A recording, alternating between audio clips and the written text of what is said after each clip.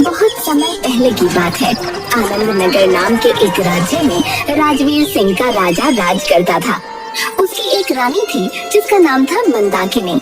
वो एक बहादुर राजा था, लेकिन उसकी जनता उससे खुश नहीं रहती थी क्योंकि वो कर्तव्यनिष्ठ नहीं था और उसके अंदर अहंकार कूट कूट कर भरा हुआ था। महाराज, मैं एक बहुत आवश्यक बात बताने आया हूँ। कृपा करके मेरी बात को गौर से सुने। कौन है ये? ये मुरली है महाराज, आपके राज्य का एक किसान।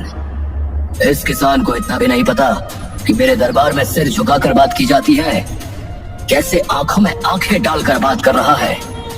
पर महाराज, तूने मेरा जयकारा भी नहीं लगाया, बस आते ही अपना दुखड़ा शुरू कर दिया। जैसे मैं तेरा दोस्त हूँ, बल्कि मेरे दोस्त भी मुझसे ऐसे बात नहीं करते। मैं माफी चाहता हूँ महाराज। महाराज की जय हो, महाराज की जय हो। मेरी बात सुन लीजिए। अब ये सब करने के लिए बहुत देर हो चुकी है। दरबान, इसे दरबार से बाहर निकाल दो।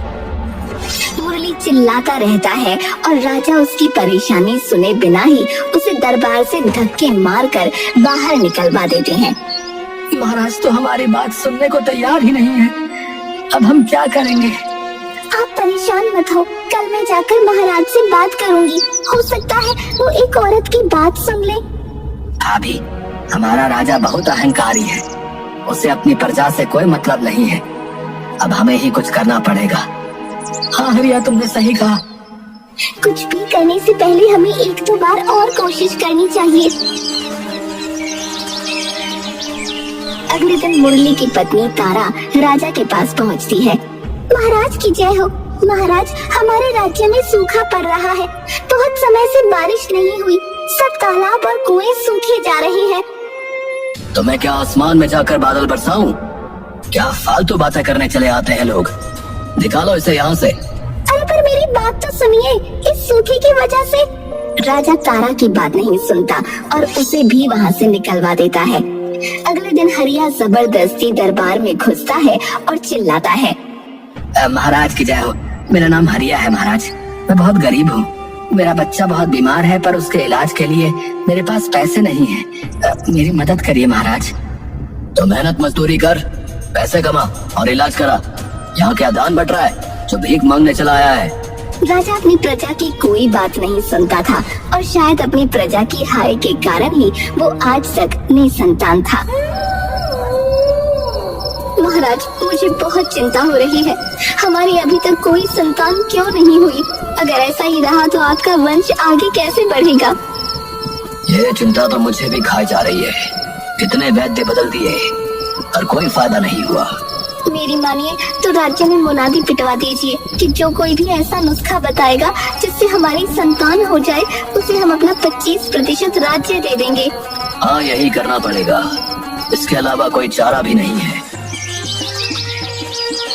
अगले दिन राजा पूरे राज्य में ये मुनादी पिटवा देता है। बहुत से लोग आते हैं और अलग अलग उपाय बताते हैं, पर वो सारे उपाय बिल्कुल फिजूल के थे। पर तभी वहाँ एक साधु आता है। हे राजन, मैंने सुना है तुम संतान प्राप्ति के लिए किसी उपाय की तलाश कर रहे हो। हाँ साधु महाराज, 10 साल हो गए मेरी शादी हुए, पर संतान नहीं प्राप्त हुई। कई वैद्य आए और अलग अलग नुस्खे देकर चले गए, पर कोई लाभ न हुआ। दवाओं से संतान प्राप्ति नहीं होगी राजन, चमत्कार से होगी। चमत्कार से? इसका क्या मतलब है? हाँ रानी, चमत्कार से। तुम्हारे राज्य के जंगल के आरंभिक छोर पर एक तालाब है। वो एक जादुई तालाब है। वो तालाब लोगों की हर मनोकामना पूरी करता है। तुम अगर वहां जाकर एक विशेष पूजा करके संतान प्राप्ति की मनोकामना करोगे तो वो जरूर पूरी होगी। लेकिन याद रखना कि वहां जाना बिल्कुल भी आसान नहीं है। इसमें जान का खतरा है। कैसा भी खतरा हो साधु महाराज, मैं अपना वंश बढ़ाने के लिए कुछ भी करने को तैयार हूँ। तो ठीक है, पर याद रखना कि वहां तुम्हें अकेले ही जाना पड़ेगा। अगर किसी को लेकर जाओगे तो तुम्हारी मनोकामना पूरी नहीं होगी। ठीक है साधु महाराज, मैं इन सारी बातों का ध्यान रखूंगा। साधु ये सारी जानकारी देकर वहाँ से चला जाता है। अब तो खुश होना महारानी, देखना अब बहुत ही जल्द हमारे भी महल में किलकारियां गूंजेंगी। पर महाराज, आपका वहाँ जाना खतरे से खाली नहीं है। भगवान ना करे आपको कुछ हो गया तो मैं आपके बिना कैसे जीऊंगी। पर महारानी, इसके अलावा और चारा भी क्या है? हमारे राज्य में इतने शूरवीर भरे पड़े हैं, उनमें से किसी को भेज दीजिए जो हमारे लिए मनोकामना मांग लेंगे। राजा को रानी की ये बात सही लगी और वो अपने राज्य के लोगों से जादुई तालाब पर जाकर उसके लिए मनोकामना मांगने को बोलता है, पर कोई भी इसके लिए राजी नहीं होता। संभल कर जाइएगा और जल्दी वापस आइएगा, मैं आपका इंतजार करूंगी। आप बिल्कुल फिक्र मत करिए महारानी, मुझे कुछ नहीं होगा। आप बस प्रार्थना करें कि मैं जिस काम के लिए जा रहा हूँ वो काम आसानी से हो जाए। राजा महल से घोड़े पर सवार होकर अकेले ही निकलता है और साधु द्वारा बताई गई जगह पर पहुंचता है।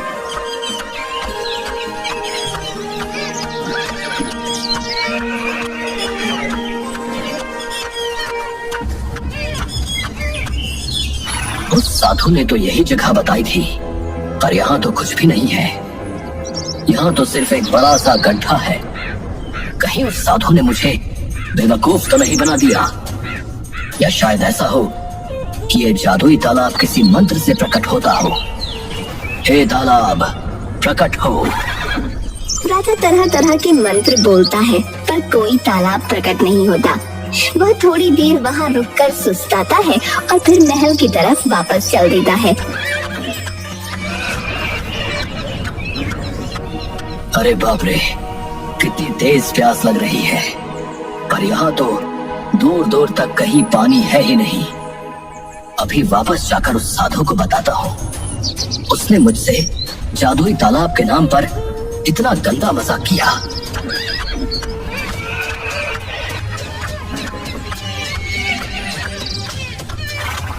सेनापति, उस साधु को बुलाओ अभी इसी समय। क्या हुआ महाराज, आप इतने गुस्से में क्यों हैं? तुम पहले उस साधु को बुला कर लाओ, फिर सब कुछ पता चल जाएगा। जो आज्ञा महाराज। सभी लोग राजा का ये रौद्र रूप देखकर बहुत परेशान होते हैं। तभी सेनापति उस साधु को बुलाकर ले आता है। जी महाराज, आपने मुझे याद किया। महाराज के बच्चे, तुमने मुझे कैसी जगह भेज दिया? वहाँ तो कोई तालाब नहीं था, कहीं पानी का नामो निशान नहीं जहाँ मैं अपनी प्यास बुझा पाता। मेरा गला सूख गया। अरे महाराज, आप गुस्सा क्यों हो रहे हैं? बारिश ना होने की वजह से वो तालाब सूख गया होगा। आप उसे भरवा दीजिए, फिर वहां जाकर मनोकामना मांग सकते हैं। पक्का ना? क्योंकि अगर ये बात झूठ निकली तो मैं तेरा सर धड़ से अलग कर दूंगा। ये बात 100% सच है। तो ठीक है सेनापति, उस तालाब को फौरन पानी से भरा जाए। जो आज्ञा महाराज, और इस काम में लगभग 1 सप्ताह लगेगा। जितना भी समय लगता है लगने दो, जितने भी लोगों की जरूरत पड़ती है ले लो, पर इस काम को पूरा करो। 1 सप्ताह की मेहनत के बाद आखिरकार वो तालाब पानी से भर जाता है। महाराज, उस जादुई तालाब को पानी से भर दिया गया है। ठीक है, अब मैं दोबारा वहां जाऊंगा और इस बार अगर साधु के बताए अनुसार नहीं हुआ तो उसकी मौत पक्की है। राजा अपने घोड़े पर सवार होता है और जादुई तालाब की तरफ रवाना हो जाता है।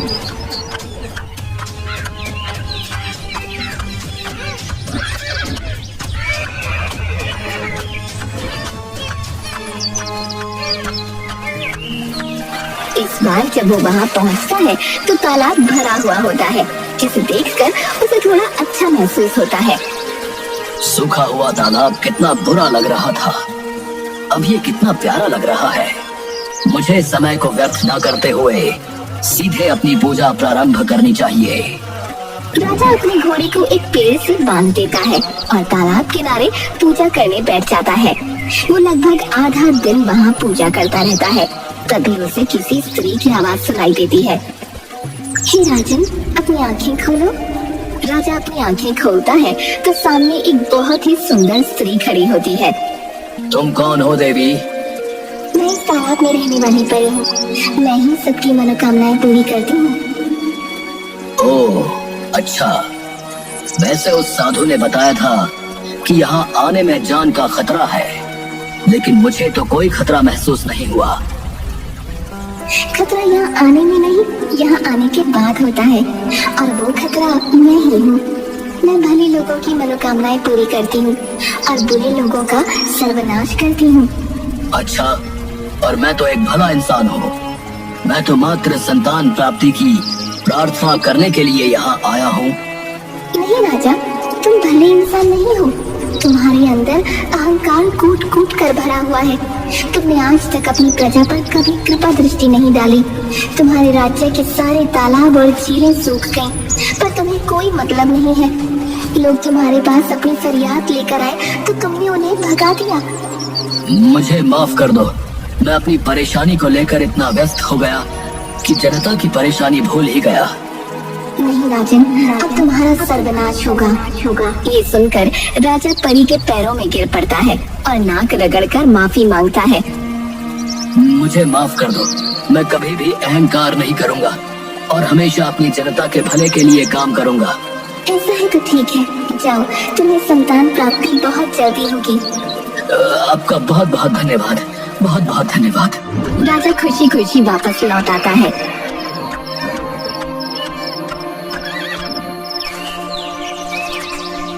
पर वापस आकर वो देखता है कि सेनापति मुरली से बातें कर रहा है, जहाँ उसे पता चलता है कि ये सारा उन लोगों का ही प्लान था।